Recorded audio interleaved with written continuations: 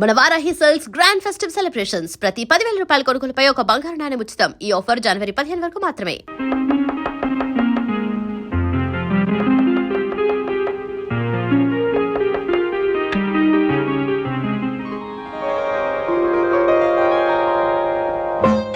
Sorry miss, మళ్ళీ వస్తాను. Just minute, come in.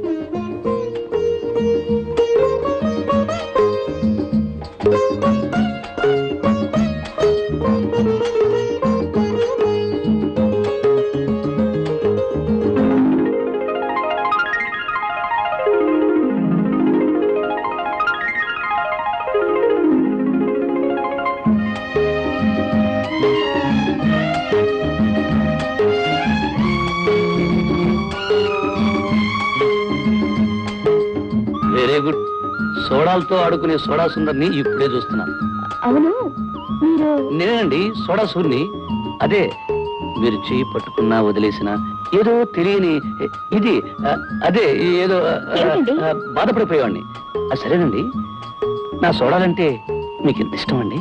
కొన్ని కారణాలు ఆడపిల్ల నోటితో చెప్పలేదు. నోటితో చెప్పలేని వాటిని కళ్ళల్లో చదవడం నాకు అలవాటేలేండి. మొదటిసారి కలిసినప్పుడే అనుకున్నానండి, ఏమని? జీవితాంతం మనం విడిపోకుండా కలిసి ఉంటామని. ఏ తల్లిపిల్ల, నా బుజ్జి తల్లి, రోజు తిండి తినడం తప్ప గుడ్లు పెట్టి ఆలోచనే లేదన్నమాట. ఇలా అయితే ఎలాగే నా బంగారు తల్లి, ఈ రోజే నా ఫుడ్ తిని రేపటి నుంచి బ్రహ్మాండంగా ఎక్కువ గుడ్లు పెట్టవే. ఏమిట్రా పంది పిల్లడా, ఏమిట్రా డల్లుగా ఉన్నావు? ఈ రోజు బ్రహ్మాండంగా ఫుడ్ తిని రేపు పందెంలో 10 కోడి కొట్టుకొచ్చేసాయి. మంచి కోడి బిర్యానీ చేసుకున్నావు. అరే మీరా? ఏమ్మా బాగున్నారా? అమ్మా ఎవరొచ్చారో చూడు. నమస్కారం.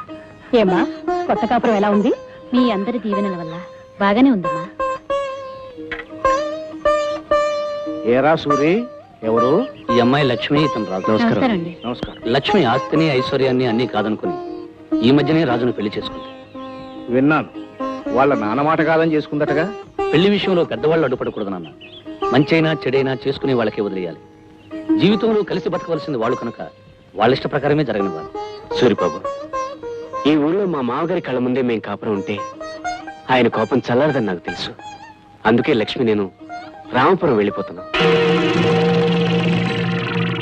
అవును, అక్కడి స్కూల్లో నాకు టీచర్ ఉద్యోగం వచ్చింది. రేపే ప్రయాణం. వెళ్లే ముందు మీ అందరినీ ఒకసారి చూసి వెళ్దామని వచ్చాం. వెళ్ళొస్తాం అన్నయ్య. వస్తామమ్మా. వస్తాం. మంచిదమ్మా. అదమ్మా. వీడు అన్నయ్య, అది వీడి చెల్లెలు. దిక్కుమాలిన అనుబంధం. వెళ్ళొస్తాం.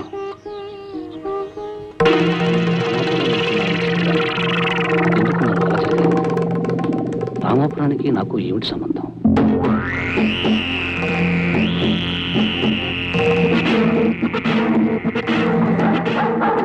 భయంకర. ఒరే పంతులు, అయ్యా, ఈ లోకంలో కుక్కైనా నక్కైనా ఏ పశువైనా మనిషి అయినా బతికే దేనికోసం అని అడుగు. దేనికోసం అండి? తిండి కోసం రా. అవునండి, ఆ కుక్కలా నోరు తెరిచేది, మీ వెంటనే కుక్కలా తిరిగేది పొట్ట కోసమే కదండి. ఆ పొట్ట నిండాలంటే ఏం చేయాలని అడుగు. అడగడం దేనికండి, చెప్పేయండి. కావాల్సింది డబ్బురా. కనుక ఆ డబ్బు కోసం ఏ తప్పు చేసినా తప్పు లేదు. మరి అలానే తప్పులు చేయడం కులవృత్తిగా పెట్టుకోవడం చట్టం ఒప్పుకోదు కదండి. చట్టం డబ్బున్నవాడి జేబులో మనీ పర్సులు అడుగురా. మనీ పర్సులో డబ్బు కిక్కురు మనకుండా పడున్నట్టు డబ్బు మధ్య చట్టం చచ్చినట్టు పడి ఉంటుంది, పడి ఉండాలి.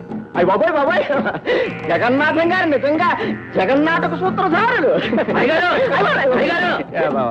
అయ్యగారు, మీకోసం కొత్త లంక రామరాజు గారు వచ్చి గోడం గారు కూకున్నారండి.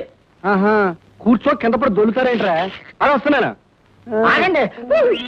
ఏమిటి ఏమిటి ఏమిటి ఏమిటి? ఆ తుమ్ము రాబోయి ఆగిందండి.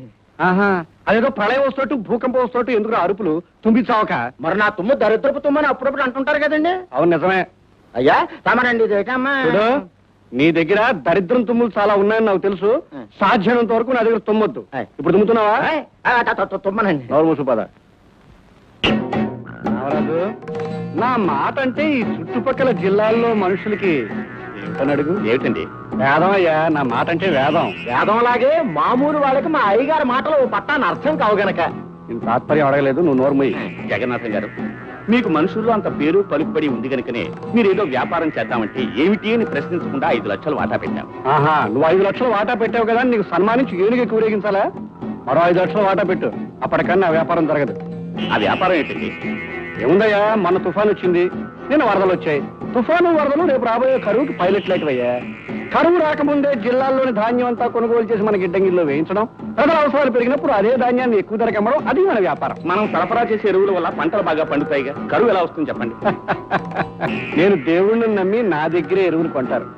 ఆ ఎరువులతో పంట పడడం కాదు కదా, గడ్డి కూడా మొలవదు. అప్పుడు గింజలు లేక రైతులు అన్నవో రామచంద్ర అంటూ చచ్చినట్టు మళ్ళీ నా దగ్గరికే వస్తారు. మరి కొనడానికి వాళ్ళ దగ్గర డబ్బు ఉండాలి కదండి. డబ్బు మన దగ్గర ఉంటుంది, పొలాలు వాళ్ళ దగ్గర ఉంటాయి. వాటిని తాకట్టు పెట్టించుకుని మనం డబ్బు ఇస్తాం. ఎప్పుడు ఒకప్పుడు వాటిని మనకి అమ్మేసుకుంటాం. అప్పుడు మనం ఏమవుతాం అని అడుగు. అడగడం దేనికండి? భూమిని అంతా స్వాధీనపరుచుకుని భూమిపాలు అయిపోతారు, భూస్వామి అయిపోతారు. ఏడిచో, ఎంత మందిని నాశనం చేస్తే మనం అంత అభివృద్ధిని సాధించినట్టయ్యా. ఇప్పుడు బాగుపడాలంటే 10 మంది పోవాలయ్యా, తప్పదు. 10 మందిని నాశనం చేసి సంపాదించే ఆస్తి పాపిష్టి డబ్బు నాకు అక్కర్లేదు. జగన్నాథం గారు, నేను మీతో ఎలాంటి వ్యాపారం చేయదలుచుకోలేదు. మర్యాదగా నా 5 లక్షలు నాకు తిరిగి ఇచ్చేసేయండి. ఇవ్వను. ఏం చేస్తావు? ఏం చేస్తానా? మీ తప్పుడు ఎరువుల కథ ప్రభుత్వానికి చెప్పి మిమ్మల్ని జైల్లో తోయిస్తాను. వస్తా. సరే పంతులు, అయ్యా, ఈ రామరాజు 10 కాలాల పాటు బతుకుతాడు అనుకున్నాను. చచ్చిపోవడానికి ఇంత తొందరపడిపోయిందిరా. చూడు, కండువా వేసారా? రామరాజు గారు, ఇదిగో మీ కండువా. అది కాదు. అయ్యా, వీడిప్పుడే పోలీస్ రిపోర్ట్ ఇస్తాడేమో నాకు అనుమానంగా ఉంది. ఎందుకని అడగనే? నేను నిన్ను అడగాల? నోరు ముసుగు నత్తరా, నేను చేసి చూపిస్తాను.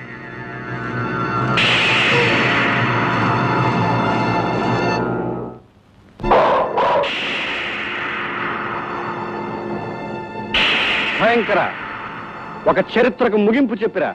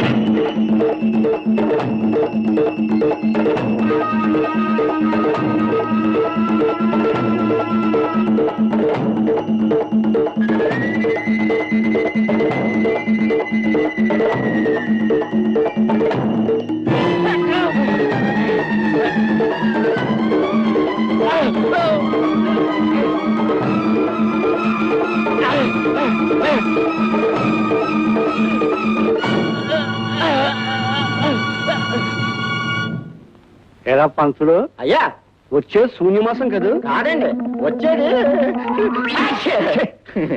వచ్చేసిందండి, భలే వచ్చేసిందండి. ఈ దేశానికి ఏదో స్వతంత్రం వచ్చినట్టు సంబరపడతావురా. దరిద్రుడు నువ్వును, పైగా నీది అశుభంతుము కూడాను. అవునండి, తుమ్ము వచ్చిందంటే ఏదో కీడు వస్తుందండి. కీడు వస్తుందో రాదో తెలియదు కానీ హెడ్ వస్తున్నాడు రా. హెడ్డుని చూసినాడు, లేకపోతే రూల్స్ ఒప్పుకో. Yes sir. సంతోషం, దించు. రెడ్డి గారు నమస్కారం. Good morning sir. అయ్యా హెడ్, పొద్దుటే వచ్చేసావు? రాకపోతే రూల్స్ ఒప్పుకో కదండి. అంటే కొత్త సేవ ఏమైనా కనిపించిందా? వారిది వీరిది కాదండి, పెద్దలంక రామరాజు గారిది. వారు తమరి వ్యాపారంలో పార్ట్నర్ కదా, తమరు ఎంక్వైరీ చేయవచ్చండి. కాస్త చూశాడవయ్యా, కానిస్టేబుల్ ని హెడ్డుగా మాట్లాడతావా? రూల్స్ ఒప్పుకో, నీకు ఎన్నిసార్లు చెప్పాను? 230 టైమ్స్ సార్. మరి ఎవరి కొత్త మొహం? కోతుల్లంక అవుట్ పోస్ట్ నుంచి కొత్తగా బదిలీ అయ్యాడు. బొత్తిగా నీతిపరుడు, దైవభక్తుడు, నిజాయితీపరుడు. Many thanks sir. అన్ని కష్టాలే, బదిలీ మీద బదిలీ అయితే ఆశ్చర్యం లేదు. ఇంతకీ శవ పంచాయతీ అయిపోయిందా? అయ్యే ముందు తమన్ని కలుసుకోకపోతే రూల్స్ ఒప్పుకోవని ఇలా వచ్చానండి. నువ్వు వస్తావన్నావు తెలుసయ్యా. ముందు మీ కానిస్టేబుల్ బయట గేట్ వేసిందో లేదో చూసినా మనం. 167 వెళ్ళేసిరా. వెళ్ళి రావడానికి రూల్స్ ఒప్పుకుంటాయండి? ఒప్పుకోకపోతే నేను ఒప్పిస్తాను. వెళ్ళు, గో. Yes sir. అయ్యా, ఈ హెడ్ కానిస్టేబుల్ హనుమంతయ్యకి డ్యూటీ లాఠీ లాంటిది. దొరక్క పెద్ద శవం దొరికింది. మరి శవ పంచాయతీ దగ్గర నుంచి పెద్ద కర్మ వరకు ఏ కష్టాలు రాకుండా కాచుకోవాలంటే కింద శవాన్ని కూసినట్టుగా మరి రేషన్ రేట్ చెప్పకుండా. అబ్బా, శవం కనిపించగానే నువ్వు మరి పేటరేగిపోతావయ్యా. అక్కడికి నువ్వు ఈ స్టేషన్కి వచ్చినప్పటి నుంచి శవానికి 5,000 చొప్పున పెంచుతూ ఇప్పటికి 25,000 చేశాను. ఏమిటి ఇంకా చాలదా? అబ్బా గిట్టదండి. ఎన్ని రూల్స్ దాటేస్తే ఒక్క శవం సమాధి అవుతుందో మీరు కాస్త ఆలోచించాలి. మరీ సెలక్కాయలు బేరణ పీకులాట ఎందుకండి? అయ్యగారు తమకు నెలకు శవాన్ని ఏర్పాటు చేస్తారు. తమ సంవత్సరానికి కాంట్రాక్ట్ రేట్ చెప్పండి. నువ్వు ఉండరా. ఇదిగో అడ్డు, ఈసారి 25-30 చేసుకో. మొహమాట పెట్టకు. పైసవానికి కావాలంటే పెంచుతాను. ఇక మీ ఏదో పాలు నీళ్లు కలిసినట్టుగా చట్టం అవినీతి కలిసిపోయాయి. కనుక తలుపాను. తాంబూలం పుచ్చుకోవడానికి రూల్స్ ఒప్పుకో. కవర్ పోస్ట్ పడేయండి. సరే నీ రూల్స్ కానీ. గేట్లు వేసేసానండి. వెళ్ళి తీసేసేయి, మనం వెళ్ళిపోవాలి. మరి మనం వారిని ప్రశ్నలు అడగాలి కదండి. సమాధానాలు కూడా చెప్పారు. నువ్వు పదా. వస్తాం సార్. అయ్యా దొంగ పోలీసు 6 చుట్టలోనూ ఎండు ఒక్క పొడి డబ్బా పట్టుకుపోయాడు. పాపం రామరాజురా 5 లక్షల కోసం ఆవేశపడ్డా. 30,000కి బూడిదైపోయాడు. అయ్యగారు ఎవరో భార్యాభర్తలు తమను చూడటానికి కలిసి వచ్చారండి.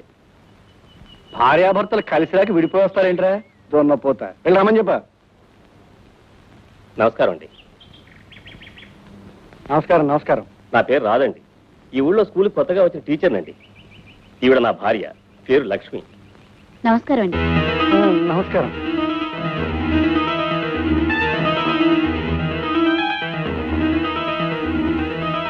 అయ్యా కొత్తగా పెళ్లి అయినట్టుంది. చూస్తేనే తెలుస్తుందయ్యా. ఎలాగని అడుగు. అడగడం దేనికండి? అమ్మాయి నలగని బంతి పువ్వులాగా ఉంది. మాకీ మధ్య పెళ్ళయింది. ఈ ఊరికి పెద్ద దిక్కు తమరని విన్నాం. ఒకసారి దర్శించుకుని వెళదామని వచ్చాం. మంచిదయ్యా. నీకు మీ ఆవిడికి ఎప్పుడు ఏ కష్టం వచ్చినా నా దగ్గర రండి, నేను చూసుకుంటాను. అవునండి, మా అయ్యగారు చూపు పడిందంటే మీ పంట పండినట్టే. మీరు ఏ దిగులు లేకుండా వెళ్ళరండి. వస్తామండి. అయ్యగారు వచ్చేస్తుంది. ఏమిటయ్యా తుమ్మే ఉంటే చంపేస్తాను. పదా.